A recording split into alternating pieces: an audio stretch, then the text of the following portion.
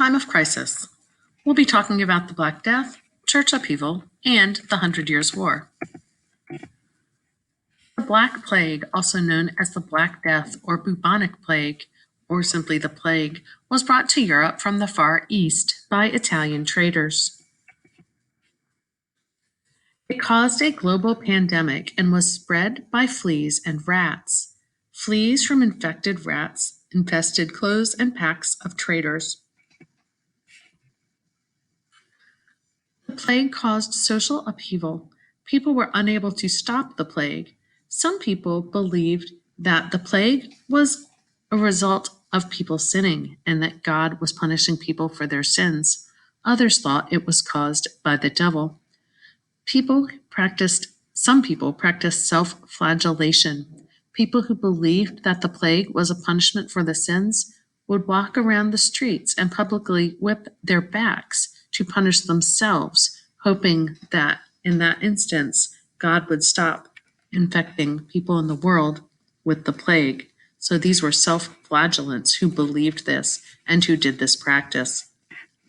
As a result of the plague, society breaks down. About a third of the people living in Western Europe died as a result. You can see on this chart that instances of the plague were more common early on along the water. It spread through trade.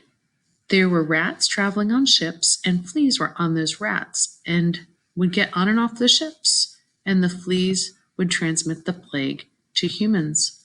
So you can see the way the plague spread, and if you're far from trade routes, you only had a minor outbreak.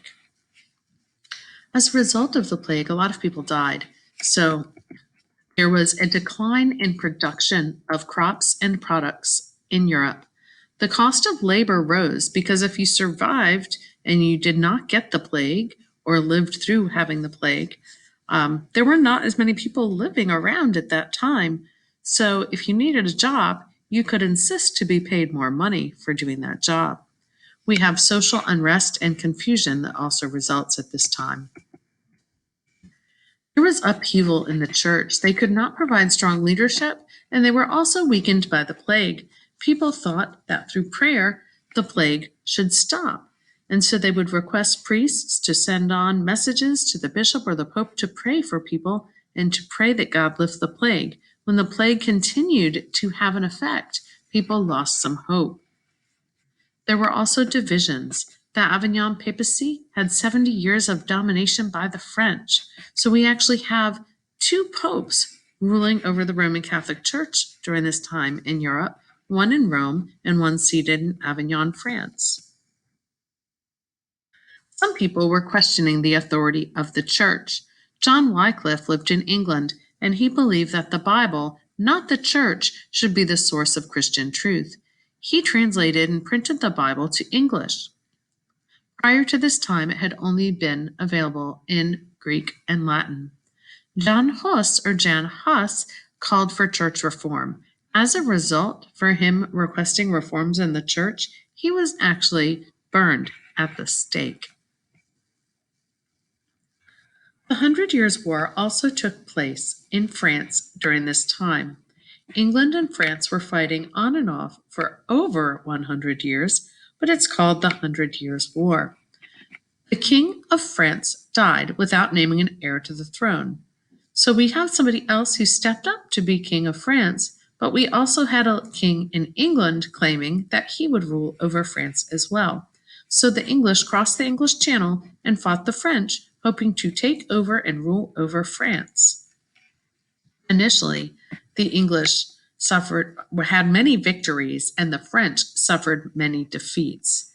The English had a long bow that could shoot 3 times as many arrows as the old bow could, and it also was more effective and efficient.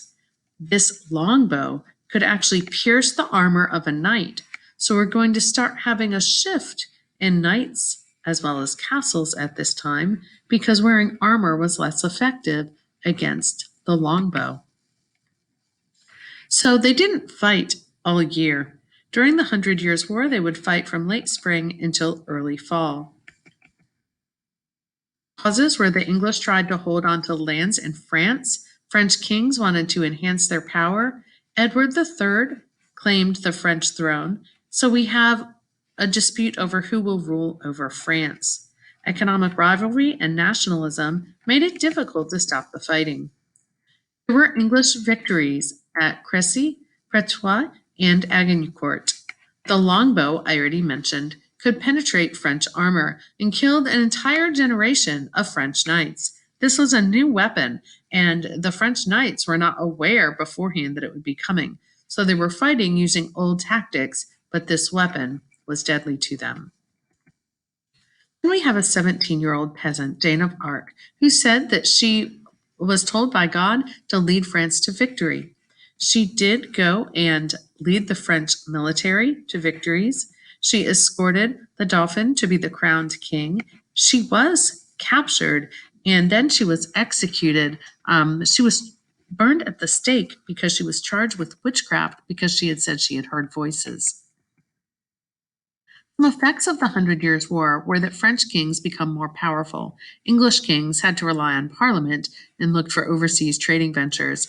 The cannon was invented by the French later in the Hundred Years' War, and that would penetrate castle walls. The longbow was invented earlier in the Hundred Years' War by the English, and that would penetrate armor. So we have common soldiers that became more important than the typical knights in castles.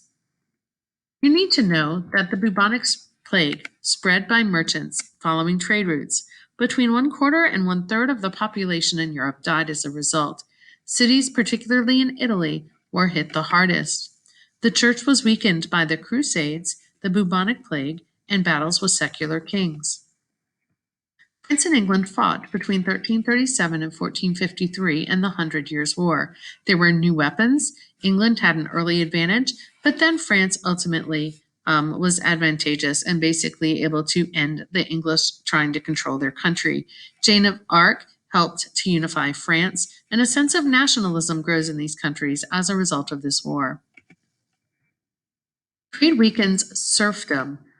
People started to use money. Bubonic plague helps free the serfs from their feudal obligations because there's more jobs in the town since people had been dying and leaving job vacancies. The church was weakened by the Crusades and the bubonic plague.